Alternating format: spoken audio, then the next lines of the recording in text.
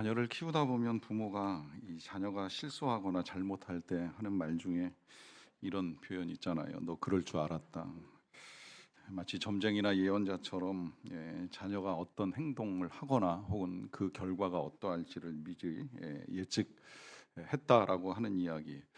이걸 뭐 예지력이라고도 표현을 하기는 하는데, 저는 어떻게 보면 이 예지력도 우리가 하나님을 닮은 형상의 한 부분이 아닐까 하는 생각을 하게 됩니다. 이제 이렇게 말씀을 드리는 이유는 요즘 이제 새벽에 호세아서 말씀 묵상하고 나누면서 드는 생각이에요. 하나님이 호세아 선지자를 통하여 이스라엘 백성들의 현재 이제 저지르고 있는 일들, 그 일들에 대한 이 경고 메시지를 이렇게 전하시면서 보면 이미 오래전에 이미 하나님이 이렇게 될 거 알고 말씀하셨던 거 아닌가. 이 이스라엘 백성들이 원래 이제 하나님의 영광을 구하고 영광을 바라보며 그 영광을 누리고 영광 가운데 쓰임 받고 살아야 될 하나님의 백성들인데, 지금 이 호세아 시대에 이방 신들을 섬기고 하나님을 떠나고 하는 이런 이제 모든 일들을 향한 말씀들을 보면서 이렇게 될 거 하나님 이미 이전에 알고 계셨던 거 아닌가 하는 생각을 하게 됩니다. 이제 이렇게 말씀드리는 이유는 오늘 이제 우리가 보는 본문, 지금 이 모세가 시내산 자락에서 하나님께로부터 들어서 이스라엘 백성과 우리들에게 전해준 이 메시지 속에 이미 하나님은 이제 그들의 앞일에 대해서 많은 것들을 말씀하고 계시거든요. 그 가운데 먼저 20절을 보시게 되면 하나님이 이렇게 약속을 하십니다. 내가 사자를 네 앞서 보내어 길에서 너를 보호하여 너를 내가 예비한 곳에 이르게 하리라 하십니다. 자, 여기서 사자라고 하면 뭐 모세일 수도 있고 그 들을 이은 여호수아일 수도 있고, 아니라고 한다면 뭐 이 하나님의 백성을 인도하는 천사라고 봐도 상관은 없어요. 누가 되었든 이제 중요한 건 하나님께서 보호해 주시고 지켜 주시고 그리고 예비하신 땅, 적과 꿀이 흐르는 가나안 땅으로 인도를 해 주시겠다라고 하는 거, 이제 이것만큼은 틀림이 없는 하나님의 약속입니다. 그리고 실제로 이제 하나님은 그 약속대로 이스라엘 백성들을 인도하셔서 그 땅에 들어가게 하시는 일을 하게 되는데, 이제 중요한 건 그 땅에 들어가서 할 일을 명하시는 것이지요. 22절인데요. 네가 그의 목소리를 잘 청종하고 내 모든 말대로 행하면 내가 네 원수에게 원수가 되고 네 대적에게 대적이 될지라 하십니다.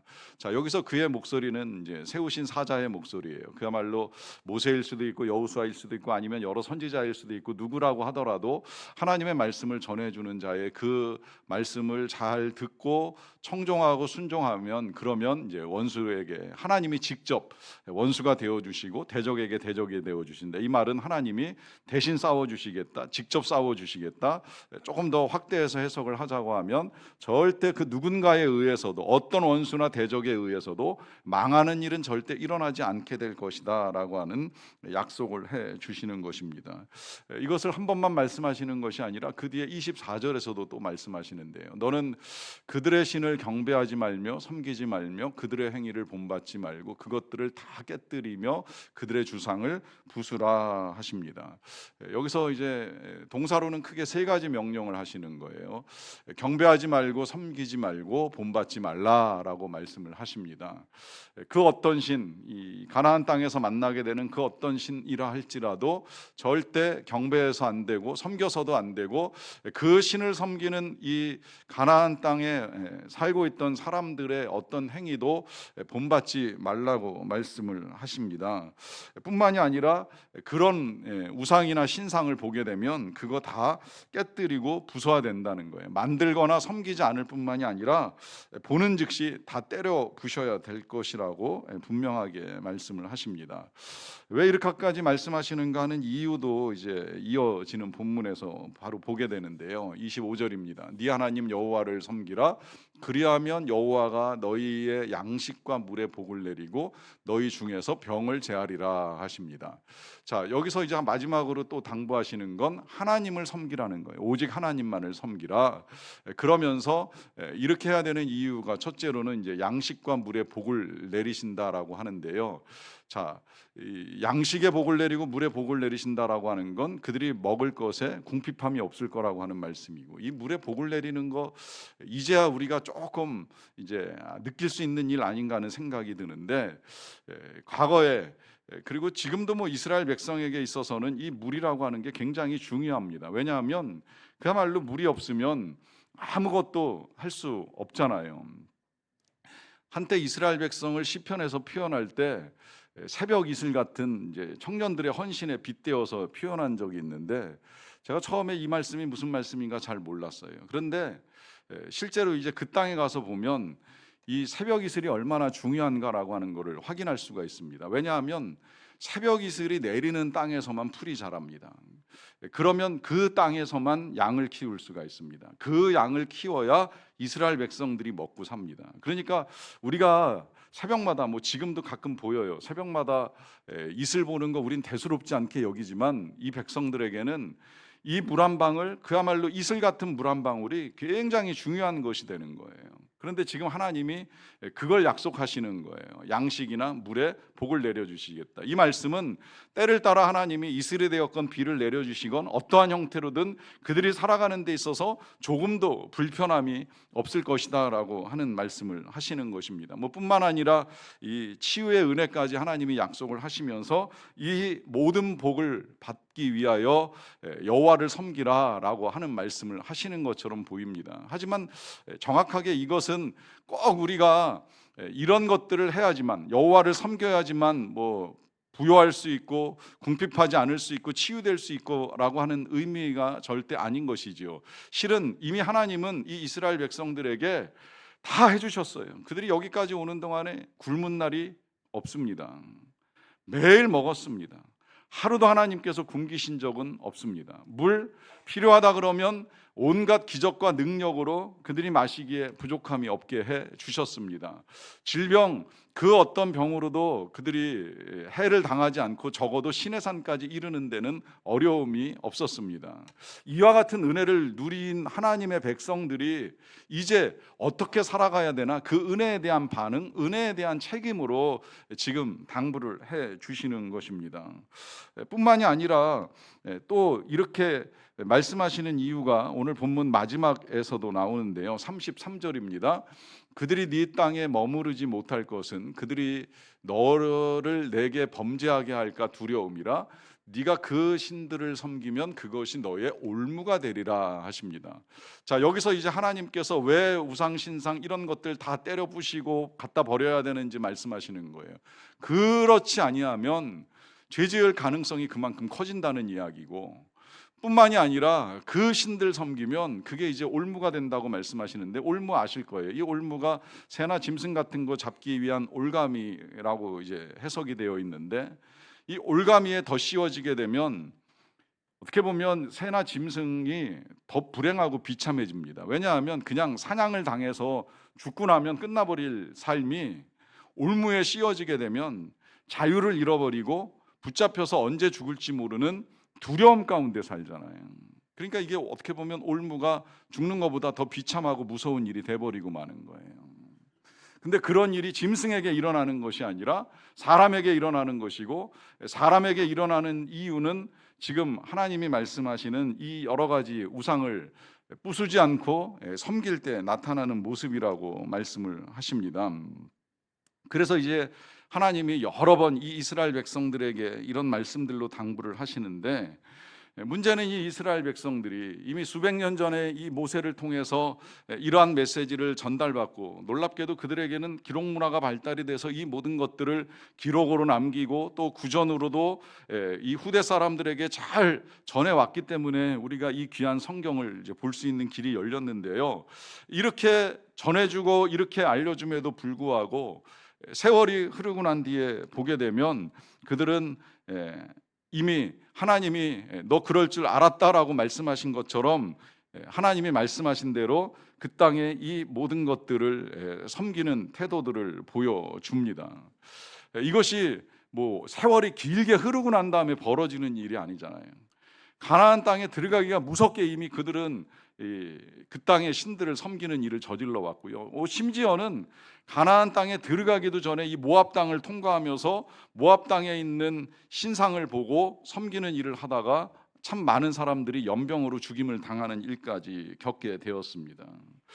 이런 일들이 보여지고 또 전해졌음에도 불구하고 가나안 땅까지 들어간 그의 후손들, 당시 시내산에서 이런 명령을 들었던 이스라엘 백성의 후손들은 결국 하나님이 경고하신 대로 그 땅에 신상을 부수기는커녕 오히려 더 많은 신상을 세우고 산당도 세우고 할 수 있는 모든 악한 짓들을 하면서 하나님의 말씀을 거역합니다. 이제 그러다 보니까 수백 년의 세월이 흐른 뒤에 하나님께서 호세아나 그 밖에 이제 많은 선지자들을 보내시면서 돌아올 것을 호소하고 계시잖아요. 자, 이것은 이제 과거에 있었던 이스라엘의 역사라 하더라도 여러분 이제 이런 말씀 읽어 나가면서 중요한 건 그럼 이제 우리는 어떠한가 하는 것을 볼 수 있어야 되잖아요. 자, 어떨 것 같습니까, 여러분? 우리는 그 당시에 이스라엘 백성들과 다르게 정말 오늘 우리가 읽은 이 하나님의 말씀대로 여호와만을 섬기고 있는 것일까요? 최근에 베이직 교회 담임하시는 조정민 목사님이 책을 하나 쓰셨는데 이런 제목의 책을 쓰셨더라고요. 교회 속 반그리스도인. 책 표지에는 이런 글이 붙어 있습니다. 세상 것을 열심히 구하고 있습니까? 내가 반그리스도인일 수 있습니다. 자, 여기서 이 반그리스도인이라고 할 때의 반은 반쪽을 의미하는 게 아니에요. 반쪽짜리 그리스도인이라고 하는 의미가 아닙니다. 그렇다고 해서 또 아예 교회를 안 다니거나 혹은 하나님과 전혀 관계없이 살아가는 비그리스도인이나 미그리스도인을 의미하는 것도 아닙니다. 여기서 말하는 이 반그리스도인은 예수님을 믿는다고 하면서도 예수님을 오해하게 하고 심지어 교회를 외면하게 해서 사람들을 구원의 길에서 점점 멀어지게 하는 사람이라고 말합니다. 뿐만 아니라 하나님을 알지만 그 뜻을 따르지 않고 오히려 그 뜻에 반하는 일만 일삼는 사람이라고도 하고요. 이런 사람의 모습은 그리스도인이 자기를 부인하지 못할 때 보이는 숱한 모습입니다. 또 십자가 없는 영광만을 바랄 때 보이는 정욕의 얼굴이라고도 표현을 하고요. 그러하기 때문에 이제 교회 밖보다는 교회 속에 훨씬 더 많이 있을 수 있다라고 하는 것입니다. 어쩌면 평생 그리스도 주변을 서성거리지만 그 중심은 언제나 세상을 향해 있는 사람입니다. 그래서 이제 교회 속 반그리스도인이라고 표현을 하고 있는데요. 구체적으로 어떤 사람이 반그리스도인이냐라고 했을 때 한 7가지 키워드를 가지고 알려줘요. 이기적 그리스도인, 낙심한 그리스도인, 음란한 그리스도인, 섭섭한 그리스도인, 불만인 그리스도인, 불쌍한 그리스도인, 게으른 그리스도인. 제가 일일이 다 지금 여기서 설명을 해드릴 수는 없지만 이제 그 가운데 이기적 그리스도인이라고 한다면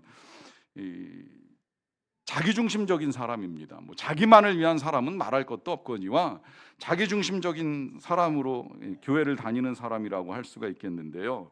그리스도를 자기 자신의 생각이나 혹은 이익의 기준에 따라서 바라보고 해석하고 그걸 전하는 거예요. 성경이 우리에게 가르쳐주는 메시지보다 자기 나름대로 해석한 성경의 내용을 가지고 말하기를 좋아하고 즐거워하는 사람들이죠. 그러면서 정작 주님을 따르지 아니하는 그리스도인을 일컬어 이기적 그리스도인이라 이야기를 합니다.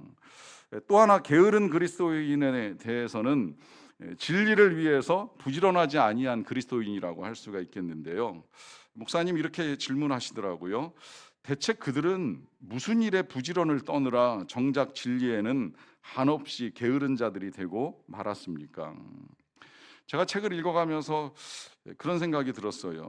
그 옛날 호세아 선지자가 탄식하며 바라보았던 이스라엘 백성들하고 크게 다를 것이 없구나. 그 당시 이스라엘 백성들은 하나님의 백성이라고 하는 이름은 있지만 하나님을 섬기지는 않았잖아요. 오늘 우리도 교회를 다니는 교인, 그리스도인 이런 이름은 가지고 있는지 모르겠지만 정말 우리가 하나님을 섬기고 하나님을 따르고 있는가? 혹 우리도 나의 필요에 따라 하나님 혹은 예수님 주위를 서성거리며 그분을 잠시 찾을 뿐 전적으로 주님을 따르고 주님께 순종하고 주님께 헌신하지 않는다면 우리도 이스라엘 백성들과 다를 것이 없다는 것이죠. 여러분, 우리의 믿음이라고 하는 거, 이 믿음이 하나님이 나를 위해서 뭘 해주실까를 믿는 것이 믿음이 아닙니다. 믿음은 주님을 따라가는 것입니다. 믿음은 주님께 순종하는 것입니다. 주님이 그렇게 분명하게 말씀하셨습니다. 누구든지 다 나를 따라올 수는 있다. 그러나 나를 따라오려거든 잊지 말아라. 자신을 부인해야 되고 자기 십자가를 져야 된다. 이때 자기를 부인한다는 거, 자존감 내려놓으라는 거 아니에요. 오히려 주님을 따라가면 자존감 높아집니다. 정상화됩니다. 왜냐하면 주님 안에서 우리의 가치가 새롭게 발견되거든요. 만약에 여전히 자존감이 바닥을 치고 있고 뭔가 내가 무가치하게 여겨지면 내가 진짜 주님을 따라가고 있는가 잘 생각을 해보세요. 주님이 보는 그 시각으로 나를 보고 있는가, 아니면 세상이나 사람들 내 판단 내 기준으로 나를 보고 있는가. 여기에서 자기를 부인한다는 사실과 오해를 합니다. 여러분, 자기를 부인한다는 건 주님의 영광 앞에 섰을 때 내가 지극히 미미한 존재, 지난주에도 표현을 해드렸잖아요. 영광을 보는 것이 우리에게 필요한 이유는 그 영광 앞에 설 때 정말 내가 엎드리지 않으면 안 되는 죄인이라는 사실이 깨달아지거든요. 여전히 예배를 드리면서 왜 우리가 참회의 고백을 하고 내 죄를 하나님 앞에 고백하는 시간을 가져야 되는지 의문이 생긴다면 그 영광을 볼 수 없기 때문입니다. 이것이 자기 부인이에요. 하나님 앞에서 난 정말 아무것도 아닌 죄인에 불과하고 무능한 연약한 사람에 불과하다는 사실을 깨닫는 겁니다. 그런데 놀라운 건 그런 부인으로부터 우리의 삶이 달라지기 시작을 하는 거예요. 자, 이와 더불어서 주님이 당부하신 건 십자가를 지라고 하십니다. 십자가. 이 십자가 사람에 따라 다 다르기 때문에 일일이 열거하기는 어렵지만 한 가지 십자가 가진 특징은 분명하잖아요. 힘듭니다. 물론 그렇다고 해서 죽을 만큼 힘든 십자가를 지게 하시는 경우는 그렇게 흔하지 않아요. 누가 그렇게 쉽게 순교를 당하는 십자가를 지겠습니까? 조금 힘들 뿐이에요. 말씀 따라 살아가고자 하면 때로 손해도 좀 봐야 되고 헌신도 해야 되고 양보도 좀 필요할 때가 있어요. 내가 잘못하지 않았음에도 불구하고 미안하다 말을 해야만 하는 순간도 있을 수는 있어요. 그 십자가 지어야 주님을 따르는 자라고 말씀을 하십니다. 그런데 그러한 주님의 말씀은 버려둔 채 여전히 내 생각이나 내 고집이나 내 의지, 내 뜻에만 중심을 두고 살아간다라고 하면 우리가 바로 교회 속 반 그리스도인일 수 있다는 이야기입니다. 왜 예수님께서 그렇게까지 당부하셨을까요? 나를 따르려고 하면 자기를 부인해라, 십자가를 져라. 어떻게 보면 고통스럽게 여겨지는 이 명령을 하신 이유가 어디 있을까요? 한번 해볼래? 이런 의미가 절대 아닙니다. 나 따라오는 거 어렵지만 따라와 볼 수 있을까? 이렇게 말씀하신 것이 아니에요. 그렇게 주님을 따라가지 않으면 우리가 정말 세상에 엉뚱한 것을 따라갑니다. 그리고 그 따라가는 것으로만 끝나는 것이 아니라 오늘 이스라엘 백성들이 들었던 것처럼 그 따라가는 그게 우리에게 죄를 짓게 만들고 그게 우리에게 올무가 되어서 우리의 자유를 제한하는 불행에 빠지기 때문에 벌어지는 일들이에요. 최근에 우리나라도 마약 위험국이라는 이야기 듣잖아요. 교인들과 만나서 이야기 나누다 보니까 제가 생각했던 것보다 굉장히 심각해요. 우리 자녀들 정말 잘 도와주지 않으면 이 아이들이 언제 어디서 어떤 친구를 통해 어떻게 노출되고 어떻게 경험하고 할지 모르는 그런 시대를 지금 살아가고 있습니다. 생각해 보세요. 마약을 하는 사람들이 처음부터 내가 마약에 중독돼서 노예가 될 거야 라고 생각하며 시작하는 사람이 어디 있겠습니까? 누군가 아마 처음으로 건네받을 때 들었던 이야기는 한번 해봐, 기분 짜릿해, 괜찮을 거야, 기분 좋아질 거야 하는 이야기 듣지 않겠습니까? 듣다 보면 요즘같이 정말 별로 즐거울 것 없는 이 세상을 살아가면서 이거로라도 정말 재미를 좀 구해볼까? 흥미를 좀 한번 느껴볼까? 하는 이 생각에 한번 손을 대는 거잖아요. 문제는 그 한 번이 결국은 올가미가 되고 올무가 되는 거예요. 벗어나지 못하는 죄악이 돼버리고 마는 거죠. 그 누구도 처음부터 내가 이거에 붙잡혀가지고 종노릇 할 거라고 생각하는 사람은 없습니다. 그래서 하나님이 당부하시는 거예요. 오직 하나님만 섬겨라. 근데 문제는 이런 현상이 마약에서만 벌어지는 것이 아니라고 하는 것입니다. 성대 미디어 커뮤니케이션 학과 김실애 교수가 칼럼에서 이런 말씀을 하시더라고요. 현대인의 물씬 숭배가 자본주의를 지배한다. 브랜드는 소유욕의 헌신이고 명품은 최상위층의 계급장이다. 옷장과 신발장을 들여다보라. 당신의 욕망은 누군가에 의하여 조종됐다. 타인을 의식하는 경쟁 심리와 인정 욕구는 행복의 영속성을 위해 넘어야 할 산이다.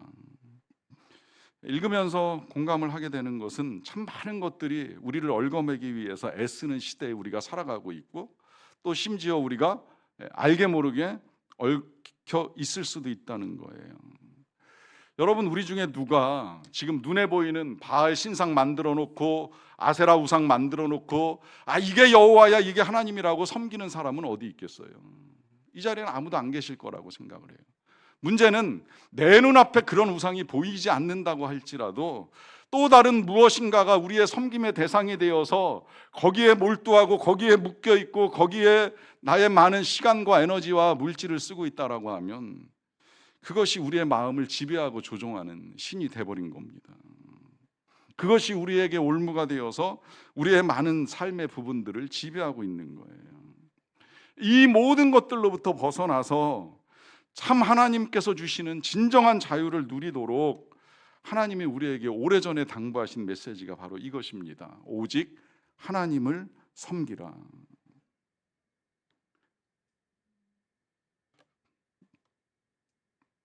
아까 소개해드린 교회 속 반그리스도인 한 부분 더 소개해드릴게요. 여기 등장하는 사람 중에 이제 이 불쌍한 그리스도인이라고 하는 부분이 나오더라고요. 왜 불쌍한 세상보다 더 불쌍한 그리스도인이 생겨납니까? 그들이 바라는 것이 다만 이 세상 것들이 뿐이기 때문입니다. 그것조차도 충분하게 얻지 못하기 때문입니다. 세상 것들을 그토록 열심히 구하는데 하나님이 그 기도를 들어주시지 않는다는 것을 세상이 보고 있기 때문입니다.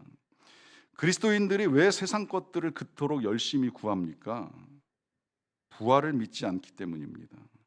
천국의 소망이 없기 때문입니다. 보이지 않는 것들의 가치를 놓쳤기 때문입니다. 자신이 누구인지를 잊었기 때문입니다. 여러분, 우리가 왜 세상에 몰두하는지 이해가 되셨습니까? 부활, 천국, 영생 못 믿기 때문에 벌어지는 일이에요. 그러다 보니까 이 세상에 집착할 수밖에 없고, 세상에 집착할수록 내가 가진 건 빈약해 보이고, 그러다 보면 자기 연민에 빠지는 건 당연한 것이고, 그러다 보니 알게 모르게 아는 사람도 있고 모르는 사람도 있고 물신 숭배에 빠져버릴 수밖에 없는 것이지요. 제가 오늘 말씀 준비하면서 그런 생각이 들었어요. 우리 다 예지력을 가진 사람들입니다. 적어도 자녀를 키워본 경험이 있다면 이 자녀 이제 앞으로 이런 행동하다가 어떤 결과가 나오게 될지, 사실 지금 수험생 부모님들 그럴 수 있을 거예요. 만약에 애가 열심히 공부하면 좋은 결과 나올 거라고 기대하겠지만 지금도 여전히 도서관만 드나들지 사실 공부를 하는지 안 하는지 모르겠다라고 하면 어느 정도 예측 가능하잖아요. 솔직히 정말 하나님의 은혜가 아니면 정말 대학을 제대로 갈 수 있을까? 우리 부모님들이 예지하고 있잖아요. 여러분, 그 예지력, 우리의 자녀들을 향해서 바라보았던 그 우리의 예지력을 한번 우리를 향해서 이제 들여다보자는 거예요. 어떠실 것 같습니까? 지금 내가 이렇게 살다가 나중에 시간이 지나고 난 다음에 나를 향해서 내가 이럴 줄 알았어, 이렇게 말하면서 탄식을 할까요? 아니라고 한다면 역시 내가 맞았어, 내가 정말 소망 가운데 주 예수 그리스도를 만날 날을 기대하면서 그날의 소망을 두고 살아왔던 나의 삶이 절대 틀리거나 잘못되지 않았어 라고 말하면서 감격과 기쁨에 빠지는 날이 이르게 될까요? 여러분, 그리스도인은 소망 가운데 살아가는 사람입니다. 그러하기 때문에 낙심하는 사람이 반그리스도인이 되는 거예요. 그리스도인 절대 불쌍한 사람이 아닙니다. 지금 당장 가진 것이 없고 손에 쥔 것이 없다고 해서 불쌍한 것이 절대 아닙니다. 진짜 불쌍한 건 우리에게 소망이 있고 약속이 있고 말씀이 있다는 사실을 믿지 못하고 살아가는 사람들이 불쌍한 겁니다. 그러하기 때문에 내가 지금 당장의 것을 가지고 스스로를, 누군가를 불쌍하게 여겨야 될 이유는 하나도 없는 것입니다.